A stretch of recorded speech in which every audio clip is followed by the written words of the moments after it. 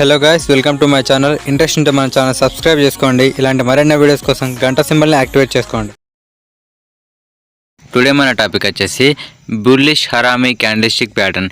ఈరోజు ఈ వీడియోలో ఈ బుల్లిష్ హరామీ క్యాండిల్స్టిక్ ప్యాటర్న్ గురించి క్లియర్గా ఎక్స్ప్లెయిన్ చేస్తాను. ఇక స్టార్ట్ చేస్తాను. బుల్లిష్ హరామీ క్యాండిల్స్టిక్ ప్యాటర్న్ ఇది ఒక 2 క్యాండిల్స్టిక్ ప్యాటర్న్.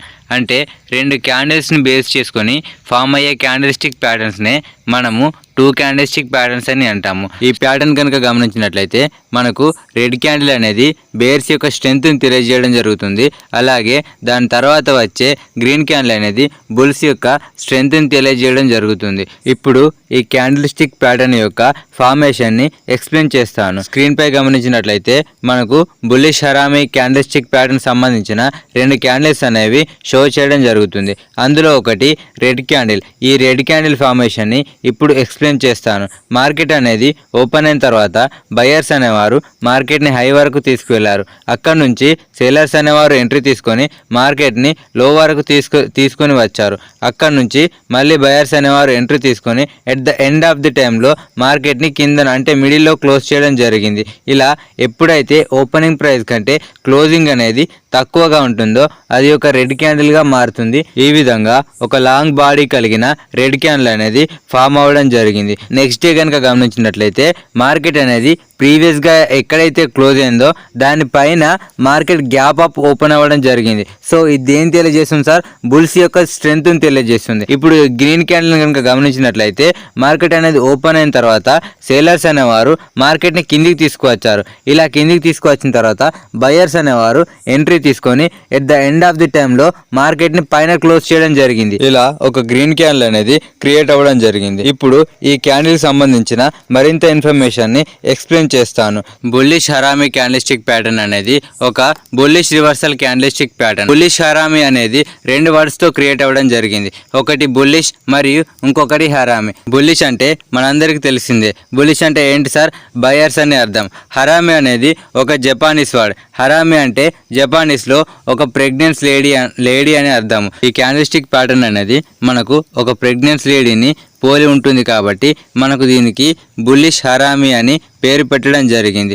ఈ ప్యాటర్న్లో మనకు ఫామ్ అయ్యే రెడ్ క్యాండిల్ అనేది మార్బోజు లేదా బెల్ట్ హోల్డ్ క్యాండిల్స్టిక్ ప్యాటర్న్ అయినా అయి ఉండాలి. ఈ ప్యాటర్న్ మనకు నార్మల్గా ఒక బే ట్రెండ్లో అంటే డౌన్ ట్రెండ్లో కనిపించడం జరుగుతుంది. సో ఈ ప్యాటర్న్ ఫామ్ అయినప్పుడు మనం ఏం అర్థం చేసుకోవచ్చు సార్?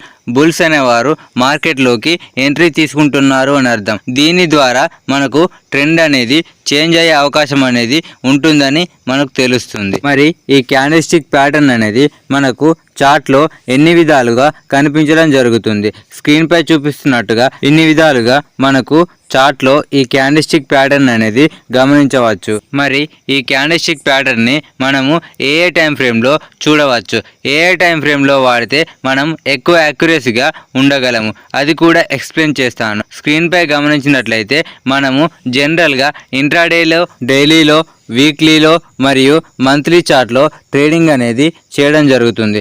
ఈ అన్ని టైం ఫ్రేమ్లో మనము ఈ క్యాండిల్స్టిక్ ప్యాటర్న్ని గమనించవచ్చు.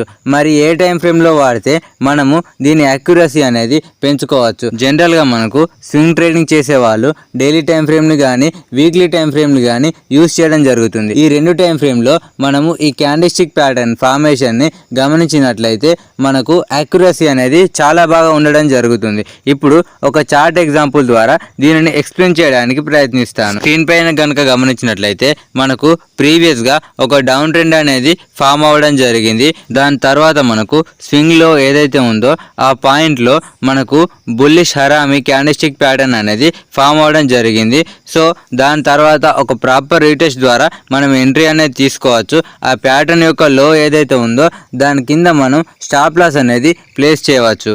ఇప్పుడు ఒక చార్ట్ ఎగ్జాంపుల్ అంటే లైవ్ చార్ట్ ఎగ్జాంపుల్లో దీనిని ఎలా యూజ్ చేయాలో ఎక్స్ప్లెయిన్ చేస్తాను. ఇదేం చార్ట్ సార్? మనకు కోటక్ మహీంద్రా బ్యాంక్ చార్ట్లో ఉన్నాము.